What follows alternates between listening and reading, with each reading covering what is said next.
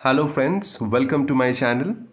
আজকের এই ভিডিওতে আমরা শিখব কিভাবে আমরা দৈনন্দিন জীবনে বলা কিছু বাংলা কথাকে ইংরেজিতে বলতে পারি। আজকের ভিডিওটা মর্নিং রুটিন নিয়ে, অর্থাৎ সকালবেলায় আমরা যে সমস্ত কথা বাংলায় বলে থাকি সেগুলোকে আমরা ইংরেজিতে কিভাবে বলবো। আসুন দেখে নিই এই শব্দগুলো এবং এই বাক্যগুলো। প্রথমটা, ওঠো, এখন 7টা বাজে। ওঠো, এখন 7টা বাজে। এই বাক্যটাকে আমরা কিভাবে বলবো ইংরেজিতে? Wake up, it's 7 o'clock। Wake up, it's 7 o'clock। আমার সাথে সাথে আপনারাও অবশ্যই বলবেন। বললে আমরা এটা প্র্যাকটিস করে নিতে পারবো।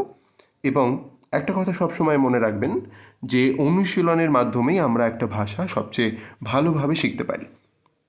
তাহলে প্রথমটা, ওঠো, এখন 7টা বাজে। 7টা এই শব্দটাকে বলার জন্য আমরা ব্যবহার করছি 7 o'clock। আর ওঠো, ওয়েক আপ, অর্থাৎ ঘুম থেকে ওঠো।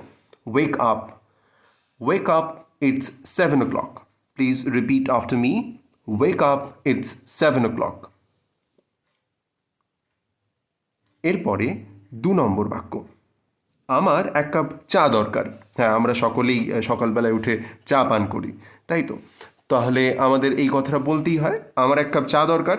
ঘুমটাকে কাটানোর জন্য আমার 1 কাপ চা দরকার। তাহলে আমার 1 কাপ চা দরকার, এটাকে আমরা কিভাবে বলবো ইংরেজিতে? I need a cup of T. I need a cup of T.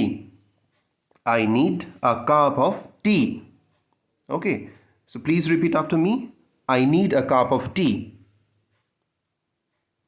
Very good. Now the third one, আমার কাপটা কোথায়?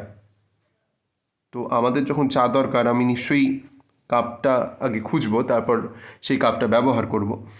তাহলে আমার কাপটা কোথায়? Wire is my cup? আমার কাপটা কোথায়? যখনই আমরা এই ধরনের বাক্য ব্যবহার করব, বলবো, তখন আমরা এইভাবেই বলবো, where is my cup? Where is my pen? Where is my spectacles? Okay, so please repeat after me. Where is my cup? এরপরেরটা, আমি স্নান করতে যাচ্ছি। আমি স্নান করতে যাচ্ছি। স্নান করা ইংরেজি হচ্ছে টেক আ শাওয়ার। তাহলে আমরা এখানে কি বলবো? I am going to take a shower. I am going to take a shower. Please repeat after me. I am going to take a shower. এবারে 5ম বাক্য, আমি অফিসের জন্য তৈরি হচ্ছি। আমি অফিসের জন্য তৈরি হচ্ছি। I am getting ready for office. I am getting ready for office. I am getting ready for office. Please repeat after me. I am getting ready for office. I am getting ready for office. Very good. তো আমরা আজকের এই ছোট্ট একটি ভিডিওতে 5টি বাক্য শিখলাম যেগুলো আমাদেরকে সকালবেলায় বলতে হয়। এভাবে যদি আমরা শিখতে পারি, আমার মনে হয় যে আমরা এই ধরনের বাক্যের যে গঠন, সেন্টেন্স স্ট্রাকচারগুলোকে অন্যান্য ক্ষেত্রেও ব্যবহার করতে পারবো এবং আমরা আরও ভালোভাবে ইংরেজিটাকে বলতে পারবো।